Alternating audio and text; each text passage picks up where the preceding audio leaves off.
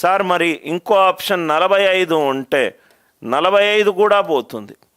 Sir ఎలా 45 పోతుంది sir అని అంటే 12 square plus 45 square equivalent to 37 square. ఇది 3తో డివైడ్ అవుతుంది, ఇది కూడా 3తో డివైడ్ అవుతుంది. రెండు నంబర్లను స్క్వేర్ చేసి అది 3తో డివైడ్ అవుతే ఆన్సర్ కూడా 3తో డివైడ్ అవ్వాలి. 37 3తోటి డివైడ్ కావట్లేదు కాబట్టి 45 ఆన్సర్ కాదు. 45 ఆన్సర్ కాదు. మరి 12 square plus 25 square equivalent to 37 square. అదే 35 స్క్వేర్ తీసుకున్నాం అనుకోండి.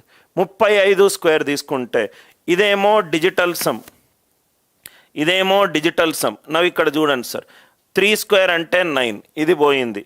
ఇదేమో 1, ఇదేమో 35. 3 + 5 8. 8 స్క్వేర్ ఎంత? 64. 6 + 4 ఎంత? 10. 1 + 0 1.